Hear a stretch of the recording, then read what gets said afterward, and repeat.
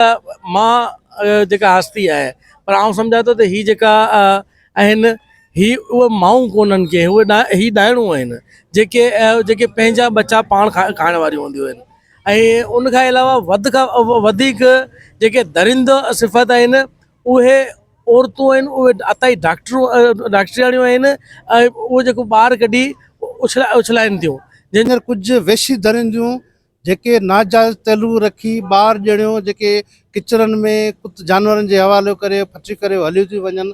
असां बार बार अहिड़ियूं कयूं आहिनि, झूला लॻाया आहिनि, बाबा उछलो ना, मासूम जानियुनि सां रांदि ना कुॾो, तव्हां हिन झूलनि में रखी वञो, तव्हां राब्ता करियो, नंबर ॾिना अथऊं। पर अफ़सोस सां चवणो पए पियो इहे वेशियूं दरिंदियूं जेके माउ जे रूप में हिकु वॾो एज़ाब आहिनि। ऐं असां SSP साहिब खे, DC के, IG के, DIG के मुतालबो बि कयो अथऊं अहिड़ियुनि खे गिरफ़्तार करे सरेआम फाही ते लटकायो वञे जे माउ जे अज़ीम रिश्ते खे लॼायो आहे ऐं उन्हनि कुझु बि कोन पियो थिए। राति जेको आहे देरि सां हिते शेख विरके मां हिकिड़े ताज़े ॼावल ॿार जो मासूम जो हिते लाश आयो आहे, जेको माना ॾुख ईंदड़ तमामु घणी तकलीफ़ थी आहे हिते पहुचण खां पोइ। अहिड़ा बि माइट आहिनि जेके जिन खे औलाद नथो थिए, जेके औलाद लाइ सिकनि पिया, उन्हनि ताईं पहुचायो, पर न, ही वेशी दरिंदियूं जेके माऊं जेके उन्हनि किचरनि में उछलायो हुजनि, जानवरनि जे हवाले करियो हुजनि, साड़ियो हुजनि, अजीब हिकिड़ी माना कैफ़ियत आहे थिए पई। ॻाल्हाईंदे असांजा वार उभा पिया थियनि। हिन जी दिलि कीअं थी चवे, जेको गुलाब जो गुल जंहिंजो को ॾोह ई कोन्हे, हिन दुनिया ते अखि ई कोन खोली आहे, उनखे जेका माना हिन बेद ते मारनि थियूं। ऐं उन खां वधीक ॾुआरी डॉक्टरियाणियूं जेके आउं नथो सम्झां ख़ाली अथई, पर हिते हिकिड़ा कारोबार हलनि पिया जेके नॉर्मल सीज़र इहो जेके झिंगड़ा फलाणा जेके असां पहिरीं बि ॿुधाया आहिनि, त उन खे ॾिसंदे मद्देनज़र रखंदे त आउं सम्झां थो ही पैसनि एवज़ पंहिंजो ज़मीर जेके विकिणी चुकियूं आहिनि, जेको खुदाई पेशो आहे, उनखे कारोबार बणाए ॾियो अथनि। उन्हनि खे सिर्फ़ु पैसा खपनि ऐं कंहिंजी जान ज़िंदगी हुजे ना हुजे को इशू कोन्हे, पर असांखे माल खपे। त उन ते ई डिलीवरी सीज़र करियो ऐं उनखे ॾियो वञनि, ना उनखां शनाख़ती कार्ड जूं कापियूं थियूं वठनि, ना उनखां को सिस्टम कयो थो वञे त उन्हनि माण्हुनि ताईं का पुलिस इंतिज़ामिया पहुचे या का शइ थिए। राति काड़ी न टियो लाश पियो आहे, ना पोस्टमार्टम थियो आहे, ना का शइ थी आहे। हिन मासूम जो आख़िर ॾोह कहिड़ो, हिन कहिड़ो ज़ुल्म कयो, छा कयो आहिनि, ग़लतियूं निभागियूं तमीद करियो ऐं सज़ा हिन मासूम ॿारनि खे।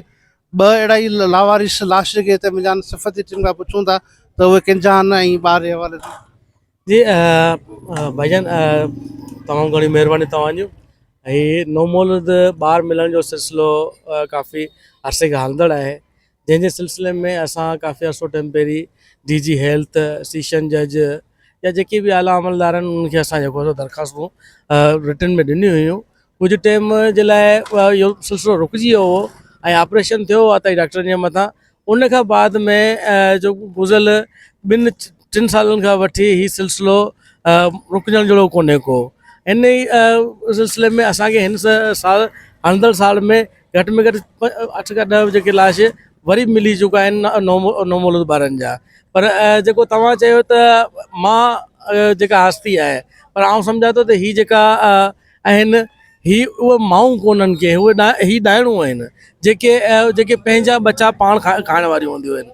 ऐं उन खां अलावा वधीक जेके दरिंदो सिफ़त आहिनि उहे औरतूं आहिनि, उहे अताई डॉक्टरियाणियूं आहिनि ऐं उहो जेको ॿार कढी उछलाइनि थियूं, जंहिंजो को बि अहसासु कोन थो थिए। जॾहिं त ख़बर बि आहे कुझु अहिड़ा बे औलाद आहिनि, ही उहे ॿार तव्हांखे जेकॾहिं नथा खपनि त उन्हनि बे औलादनि खे ॾेई छॾियो ताकी हू ख़ुशि थी वञनि लिया। ऐं उन जेका अदी रज़िया आहे उहो ॿार संभाले पई, त उहो उन अदी रज़िया खे ॾियो त अहिड़े क़िस्म जा ॿार हू संभालींदी। तव्हां पंहिंजो हिकिड़ो गुनाह लिकाइण जे लाइ तव्हां 2-3 ॿिया गुनाह करे चवंदा आहिनि त सिंधी में हिकिड़ी पुराणी कहावत आहे, खून ऐं खतूरी कॾहिं लिकंदो कोन्हे को, त उहो हिकु न हिकु ॾींहुं नेठि बि ज़ाहिर थींदो। जेकॾहिं हिते दुनिया में ज़ाहिर न थियो त रोज़े में शइ ज़रूरु ज़ाहिर थींदो, जंहिंजी सज़ा तव्हांखे इलाही इबरतनाक मिलंदी। अच्छा, ॿ लावारिस के नामूम लाश मिलिया आहिनि, इहे किथां मिलिया आहिनि तव्हांखे? त हीअ लावारिस लाश जेको हिकिड़ो शेख बुरकियो मां मिलियो आहे पुलिस खे, जेको पुलिस राति विच में खणी आई आहे, अची हिते रखियो अथनि ऐं उन खां अलावा कंहिं क़िस्म जो को बि उन ते कार्रवाई कोन थी आहे।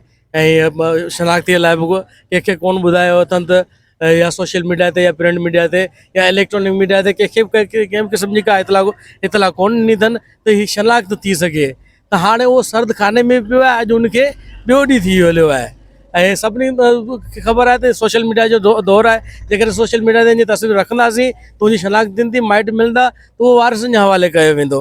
उनखे अलावा जेको खमीसो ख़ान लिगारी जे ॻोठां लाश मिलियो, जेको असांजे हैंड ओवर थियो, उन जो असां जेको सोशल मीडिया ते तस्वीरूं वग़ैरह रखियूं आहिनि ऐं बदकिस्मती सां उन जा वारिस कोन मिली सघिया आहिनि। जेकॾहिं अञा बि मिली विया उनखे उनजे वारिसनि हवाले कंदासीं। असां पुलिस निज़ाम खे चवणु चाहींदासीं त आइंदा माज़ी में कॾहिं बि ईअं कोन थियो आहे त तव्हां जेको आहे सो लावारिस लाश खे लावारिस करे ईअं DHQ में उछलाए था हलिया वञो लिया, जंहिंजी का कार्रवाई बि कोन था करियो। न कोई तव्हां जेको उनखे पुठियां ॾिसो था त उनखे छा करिणो आहे। उन जेको पोस्ट वग़ैरह रखणु थियो या उनजो पोस्टमार्टम थियो या उनजा DNA वग़ैरह वठणु थिया या तिबी कार्रवाई जेका तव्हां करायो त उहो बि तव्हां कोन था करायो। ईअं अहिड़े तरीक़े सां लाश छॾे हलिया था वञो ऐं कंहिंखे का इतला बि कोन था ॾियो।